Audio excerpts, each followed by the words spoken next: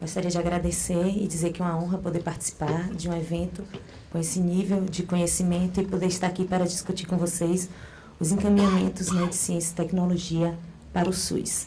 Não combinei com a Gabriela, mas algumas questões da fala dela eu também trouxe, então eu vou passar mais rapidamente por essas questões para que não seja repetitivo e enfadonho. Né? Me foi incumbido vir aqui falar sobre inovação e acesso.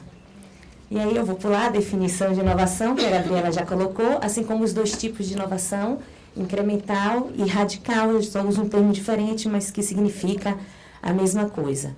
Né? Então, a radical, de fato, ela traz um novo paradigma, uma nova rota tecnológica, ela faz uma quebra, né, do conhecimento científico e da forma como essa tecnologia encaminha as novas ações. E a incremental é uma inovação, na verdade, não é uma quebra, é uma ruptura na rota tecnológica, e sim pequenos incrementos daquilo que já fez, né, um grande avanço. Né? Então, de fato, a inovação implica em crescentes investimentos e avanços e novas descobertas técnico-científicas, né, principalmente na área da saúde. E aí eu trago como exemplo um gráfico onde ele mostra a evolução percentual do que se investe de pesquisa e desenvolvimento na área da saúde, comparado com o mesmo percentual, né, no total de investimentos em pesquisa e desenvolvimento em todas as áreas no mundo. E aí a gente observa que a primeira curva, né, que é a curva do investimento de pesquisa e desenvolvimento em saúde, ela tem um aumento crescente comparado com pesquisa e desenvolvimento em outras áreas. Isso no período de 86 até 2005. Então, também já foi colocado, e eu vou pontuar um pouco mais enfaticamente, né, que esse contexto de envelhecimento populacional e o aumento das doenças crônicas, a dependência que o Brasil tem de tecnologias através da importação, e aí a velocidade com que as inovações ocorrem, e a incorporação de tecnologias pelos sistemas universais de saúde, e o nosso SUS se enquadra nesse quadro, isso traz e arrecada um grande aumento nos gastos em saúde. O que seriam tecnologias em saúde? Né? Apenas para conceituar.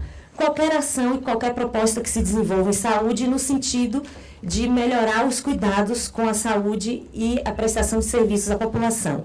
Então, estariam excluídos e classificados como tecnologia, os medicamentos, equipamentos, procedimentos técnicos, sistemas operacionais e organizacionais, sistemas educacionais e de suporte, assim como programas e processos e protocolos assistenciais. E o que é inovação em saúde? Né? E já foi relatado e se tem como culturalmente entendido que acesso às tecnologias mais modernas e mais novas implicaria necessariamente, né, na resolução dos problemas de saúde e na melhora da promoção da saúde e da qualidade de vida.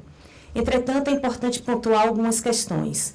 Primeiro, que o acesso às tecnologias nem sempre necessariamente implicam em resultados e benefícios em saúde. E segundo, que as tecnologias elas não são neutras. Isso significa que elas são criadas, pensadas com uma proposta. Dessa forma, para que a gente entenda que o acesso à tecnologia e que a inovação, de fato, tem um impacto positivo na saúde e que melhore o Sistema Único de Saúde, é importante considerar algumas questões. Primeiro, que essa inovação, que essa tecnologia, ela seja pensada na questão das condições de acesso. Então, que ela possa ser amplamente acessada e que ela permita a utilização, né, pela maior parte da população e daqueles que realmente necessitam dessa tecnologia. Segundo, ela também deve vincular a sua existência no sentido de reduzir desigualdades e não produzir ou acentuar desigualdades que já existam. É necessário que essa tecnologia também ela esteja voltada à necessidade local, da realidade de saúde da cidade, estado ou país. Então, é importante levar em conta todos os aspectos socioeconômicos e epidemiológicos, carga de doença, quais as principais doenças, a questão de incidência, a prevalência. É importante também, ao incorporar uma tecnologia, que o sistema entenda qual a sua capacidade instalada para utilizar aquela tecnologia. Né? Se ao incorporar vai ser necessário capacitação de profissional para o uso da tecnologia ou infraestrutura que não exista, essas questões também elas precisam ser consideradas. E aí, algumas características mais específicas em relação às tecnologias, que seriam a qualidade, a segurança, né, de fato que essa tecnologia ela seja testada, seja aprovada pelos órgãos competentes e não tragam mais efeitos colaterais do que benefícios, é importante que elas tragam muito mais benefícios do que efeitos colaterais, a eficácia e o custo que essa tecnologia impacta no serviço. Não dá para falar em inovação, tecnologia, sem, né, situar um pouco a questão do complexo econômico e industrial da saúde. E aí eu trago uma definição do que seria esse complexo. Então, é um conjunto de setores, né, que estão muito bem representados aqui por essa diversidade da plateia, que desenvolve atividades produtivas no campo da saúde, né, e que mantém relação entre si, né, intersetoriais, para realizar as atividades de pesquisa, desenvolvimento e inovação, o que a gente chama de P&D, né, produção, compra e venda de insumos de saúde e de serviços, assim como conhecimento e tecnologia. Então, dentro desse complexo econômico e industrial da saúde, existem algumas características. A princípio, por constituir uma área de maior dinamismo, né, existente no país. Então, a saúde é um campo, uma área que movimenta, né, não só recurso, mas como mercado de trabalho, acesso de compra e venda. Então, é uma área muito dinâmica e interessante nesse sentido. Para isso, ela envolve algumas atividades de alta intensidade, tanto de inovação, quanto de conhecimento, de expertise, e que apresentam importância estratégica para o país, por duas questões. Uma, porque ela é responsável por uma grande parcela de desenvolvimento, de produção do PIB per capita e do PIB bruto também. Assim como ela também articula diferentes setores em torno de uma única atividade. Isso no nosso Sistema Único de Saúde. Então, o Brasil, né, é o único país com mais de 206 milhões de habitantes, que tomou para si o desafio de ter um sistema único, público, universal. Em dados diretos, de usos diretos, de consulta e procedimentos, nós temos a referência de 72% da população coberta pelo SUS. Entretanto, sabemos que essa cobertura ela é de 100%, né, partindo do princípio do uso de algumas ações de forma indireta, como ações da vigilância sanitária, e que a maioria também dessa cobertura se dá na alta complexidade, porque população, indivíduos que também têm acesso a plano de saúde, utilizam o SUS, né, principalmente nas ações de alta complexidade. O SUS ele é responsável pelo uso de 9% do PIB do país, sendo que mais do que 50% é destinado para o serviço privado em saúde e menos da metade para o serviço público em saúde. Dessa forma, né, o mercado saúde ele é bem atrativo ao setor privado, principalmente nas áreas de biotecnologia e farmacoquímica. Então, sem dúvida, dentro desse contexto, a pesquisa, desenvolvimento e inovação, elas são ações prioritárias do governo e de grande interesse de investimento e de crescimento no país. Constitui uma oportunidade, né, primeiro para resgatar a competitividade da indústria brasileira em relação ao mercado estrangeiro. Nesse sentido, ela é considerado o investimento em pesquisa, desenvolvimento e inovação como uma ferramenta que vai diminuir a dependência externa de tecnologias do país, com investimento nas indústrias próprias. E, nesse sentido, pode ocasionar uma redução das importações no setor saúde e a utilização de um mercado nacional para o próprio SUS, um aumento ao acesso à qualidade e ao acesso a tecnologias, e com isso pode ocorrer também um impacto, né, na redução desse déficit na balança comercial que o setor saúde tem, em função também da redução de custos em saúde. Então, eu trago um gráfico do ano de 2015, onde mostra que o déficit nesse ano está no patamar de 11,5 bilhões de dólares em relação às importações que o Sistema Único faz e em relação às exportações, que é o verde, nós temos um saldo negativo ao longo do tempo.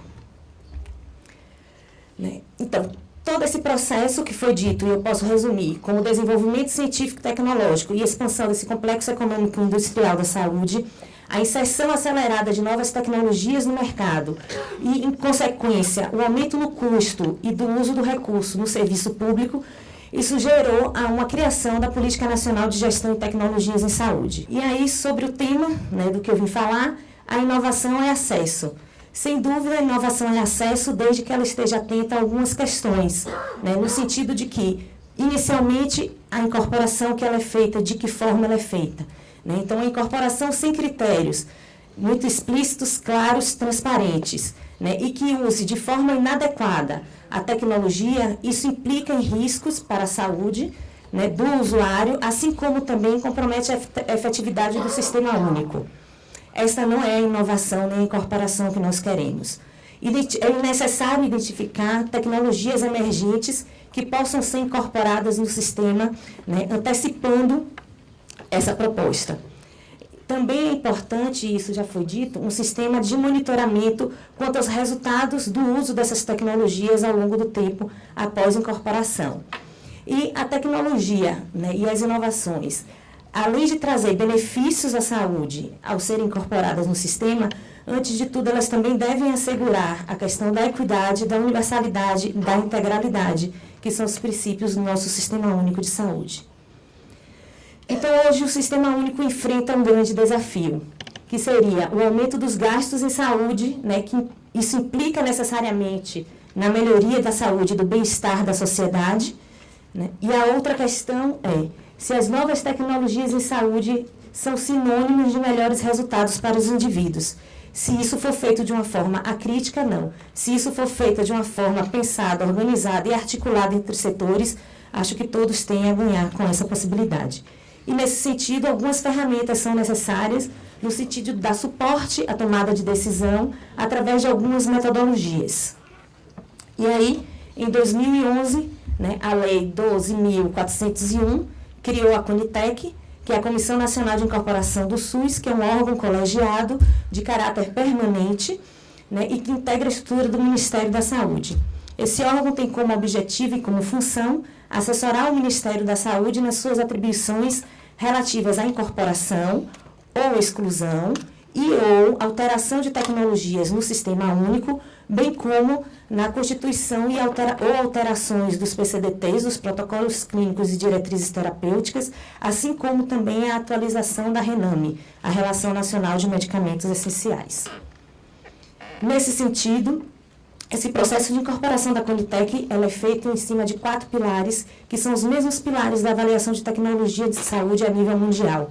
O primeiro, que seria a clínica, e aí essa incorporação ela se dá através de uma avaliação crítica, né, baseada em evidências sobre pesquisas clínicas de eficácia e segurança das tecnologias. O pilar da economia, né, e aí se baseia nas avaliações econômicas e saúde, os estudos de custo-efetividade e custo-benefício, não como a solução dos problemas, mas como um parâmetro dentro desses pilares.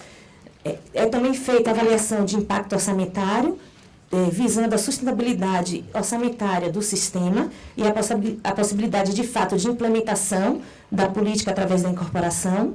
O outro pilar é o paciente, né? E aí a perspectiva do paciente, isso é feito também através da consulta pública, e a questão organizacional, né? Então, temos que pensar que essa incorporação e essa inovação, ela é uma peça de todo um quebra-cabeça. E esse quebra-cabeça são as políticas públicas do SUS. Então, essa incorporação, ela tende também a ser avaliada no sentido de que sua implementação deve estar em consonância com essas políticas. Esse é o fluxo de incorporação do processo da CONITEC, né? Inicialmente, é feito o pedido de incorporação, e isso é avaliado em conformidade com os documentos e o que é exigido, estando de acordo com os documentos e o que é necessário pedir, a CONITEC submete, faz uma avaliação, analisa, né, os estudos apresentados pelo demandante, havendo necessidade, é solicitado outros estudos complementares, caso contrário, estando tudo ok, a avaliação sendo concretizada. Isso é avaliado na comissão, a partir disso é feito uma recomendação inicial, e esse relatório é enviado à consulta pública, e aí está acessível a toda a população, todos os sujeitos que queiram participar e colaborar com essa análise. Isso é feito de 2 formas, através do formulário ou de pesquisa, ou de experiência própria, ou formulário técnico-científico. Essas contribuições são avaliadas, são analisadas e são levadas novamente à reunião da CONITEC, onde é feito um parecer final, é levado à secretaria, onde o secretário, né, publica no DOU a decisão de incorporação ou não incorporação da tecnologia solicitada. Esse prazo de incorporação, desde a solicitação inicial até a publicação no Diário Oficial, é de 180 dias, sendo incorporada a tecnologia, se tem mais 180 dias para que o sistema disponibilize essa tecnologia de forma que a população tenha acesso. Então, essas bases legais de gestão e incorporação de tecnologias em saúde no SUS, primeiro, permite e permitiu a criação de um mecanismo que garanta essa transparência e a participação social no processo de incorporação de tecnologia. Permite também a articulação entre os diferentes atores desse cenário, né, e uma efetiva oferta das novas tecnologias e monitoramento dos seus resultados. E consolida o processo de avaliação de tecnologia como uma política de Estado e não como uma política de governo. Né? Então, hoje podemos encarar e entender a Conitec e o DGITES, né, como marcos de transformação na institucionalização de incorporação de tecnologias no nosso Sistema Único de Saúde, garantindo ao cidadão o direito às tecnologias benéficas à saúde, considerando tanto as dimensões individuais como a organização eficiente do sistema. Muito obrigada.